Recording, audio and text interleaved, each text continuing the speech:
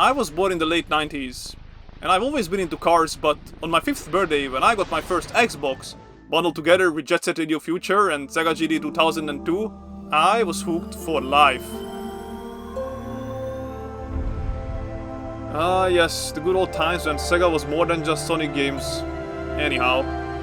Then, the early Fast and Furious movies came out not long after, together with the release of Need for Speed Underground 1 and 2 in the following year, pushing twin aircraft cars into the spotlight on all fronts, for better and for worse. Oh my god, bro. Oh, hell no, man. What the fuck? We were spoiled with racing games, movies, and the last great years of car manufacturing. If we stray a bit outside of traditional racing games, we still got Crazy Taxi, Starsky and Hutch, and Crash Day, among others, all giving their unique spins on a car-focused game. But now, it's been 4 years since the last Need for Speed game, the most popular racing game that came out in the past half a decade is Uma Musume, and even large franchises like Forza Horizon seems to understand that their games are going in a bad direction, so how did they get here? Good question! Although not all racing games are car games, we can't deny that it still makes out the majority of them, and therefore it's only logical to take a look at the car scene as a whole and how that changed over the years. What do cars mean to people?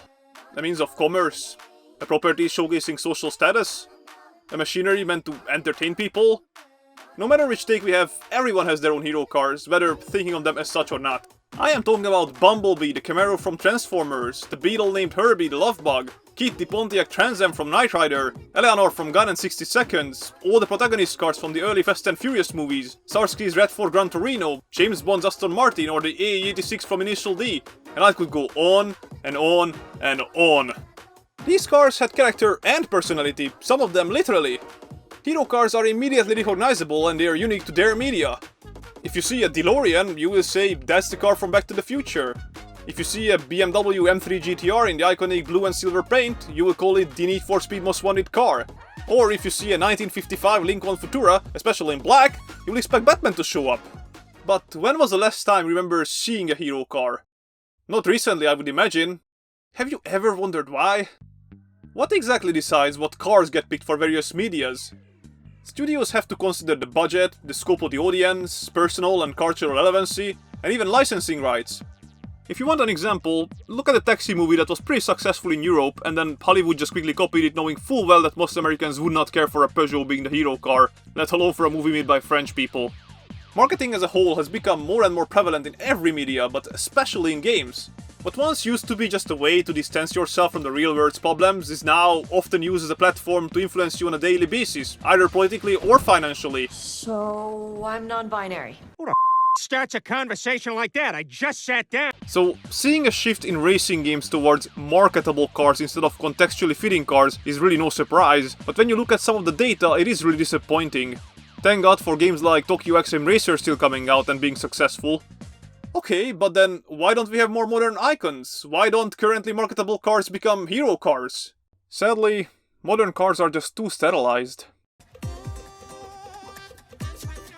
New cars are getting more and more stale on average, and this isn't due to the lack of talent or the resources in the industry, or even the interest in them, but it is due to the increasing expectations, competition, and regulation strictness.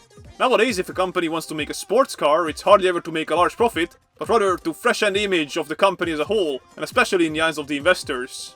While the inspiration is there, we see plenty of concept cars that look great and get a lot of hype around them, only to come out toned down or changed completely for financial or regulation-related issues. Disappointed! Furthermore, another aspect why movies specifically don't have more hero cars is the lack of emphasis on cars in general, or rather, the emphasis on an individual car itself. Showcased promptly by the Fast and Furious franchise as cars lost the lead role and just became a tool to tie the action scenes to, as well as being toned down to not take the spotlight from the actors and actresses. The first Fast and Furious movie rode on Paul Walker's Toyota Supra and was nicely topped off by Dom's Dodge Charger as a beautiful contrast of Japanese tuner excellence and American muscle's raw untamed power. Add to that the elegance of European exotic cars at the time and you basically get the car enthusiast version of starter Pokémons. To sum it up, the fact that placing a car in a movie extensively can get really expensive, that the designs have been losing soul for a while, and that movie productions often last years, meaning even the newest car models would be outdated in our modern fast-paced world, this all leads to not many being interested in even entertaining the idea of making a hero car. My disappointment is immeasurable.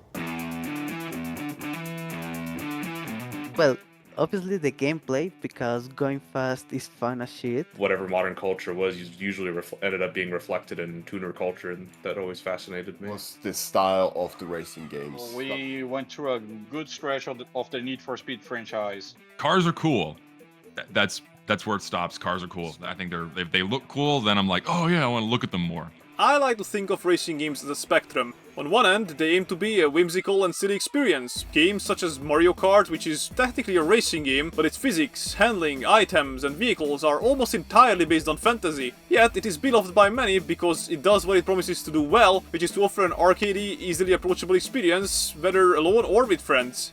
Simulators, being on the complete opposite end of the spectrum, maintain realism as a primary focus. Cars that drive and behave like they do in real life, down to the minutiae of road physics, real-world locations and genuine brands, all of which reflect the real world, aiming to allow you to partake in a hobby virtually without it costing an arm and a leg. On the spectrum between these, there are the combat racers, sandboxes, simcades and whatever else that tackles racing in some capacity. Some not even using racing as a main focus, yet being really successful at it, GT Online for example. Naturally, people have their preferences, and while I know some who do not care what or where they race so long as they can enjoy the feeling it gives them, others are rather picky with what racing games they are even willing to give a chance to, not to mention how online and offline focus can divide audiences further.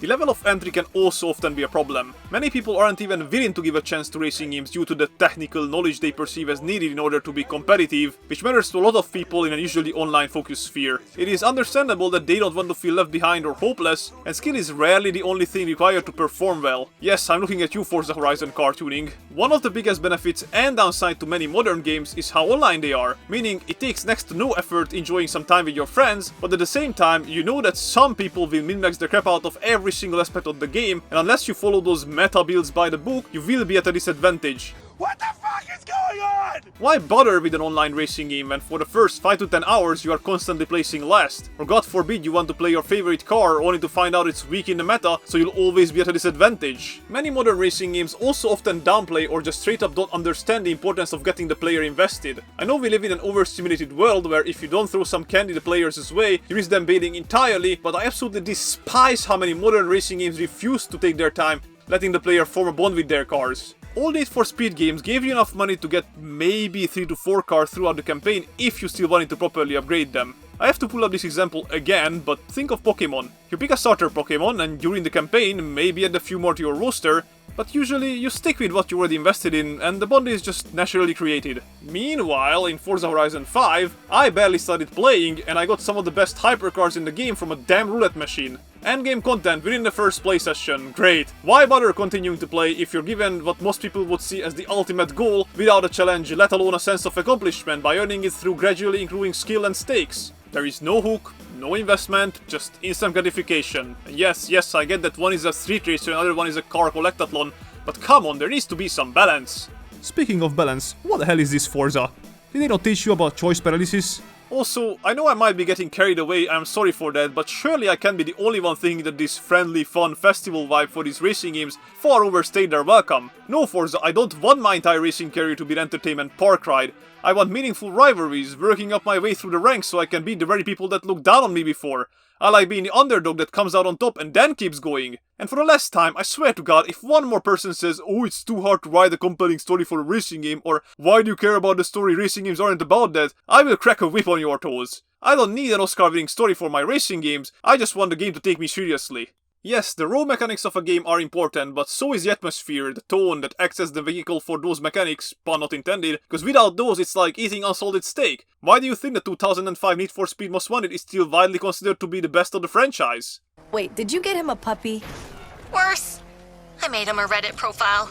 Brother, ugh. I feel like in many modern games in general, developers try to make the game too inoffensive or relatable to the audience by hiring celebrity figures, getting the most modern music, as well as including as many buzzwords as they can, only to end up being cringe and outdated. And now we arrived at an era where car games have been relegated to a niche category like most sports games. Not many companies are willing to invest big money into a niche in fear of the audience not coming through to make up for the costs, and when they do make large-scale games, they make it so inoffensive in order to target the largest possible audience that the game ends up appealing to no one.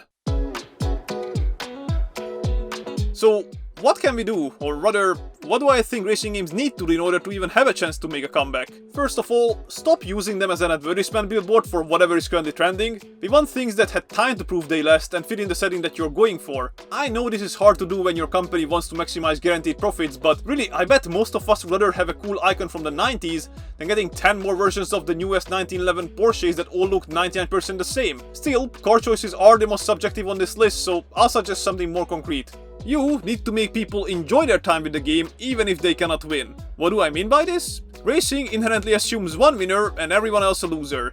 But what if there wasn't only one way to partake in victory? As much as I think Need for Speed Unbound got many things wrong, I do think the link-ups that they released in their post-launch content was one of the best ideas for a racing game. Basically, it's an open-world event where the players are notified of an activity happening at a random location on the map, where everybody as a team is required to contribute to a changing set of goals. Each goal was favoring a different type of car so that everybody can contribute in their own way. The only opponent really was time and the increasing forces of police cars appearing. It was a mess. And it was fun.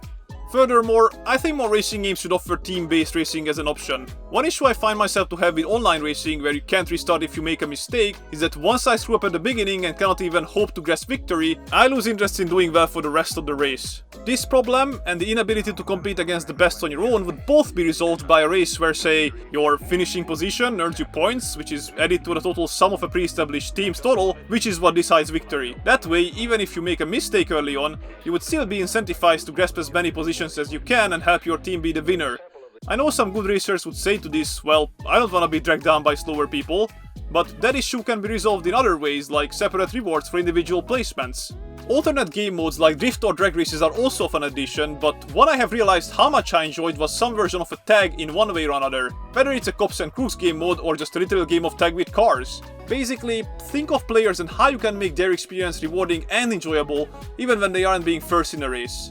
Lastly, please try to come up with a frame or story for the game that takes the player seriously, or just drop the story entirely and make up a rewarding race tier progression system or something. Don't waste the budget trying to hire relevant figures or getting the newest music hits in when they don't fit your game at all, or you can't even deliver with them. And this last point could be applied to most modern games, let's be honest here. Either way, despite all the doom and gloom, I truly hope that racing games will have a resurgence in the future, and the sensation of the early 2000 games will meet modern technological prowess and scale. But that being said, it is okay to look back and see what older games did better, because no one expects you to reinvent the wheel, just keep it rolling forward.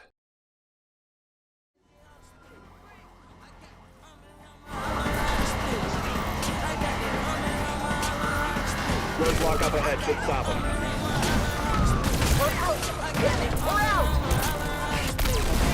All units, we have a visual on the perp entering Dublin Park. Where? Let's go? I don't know how to keep up with this perp.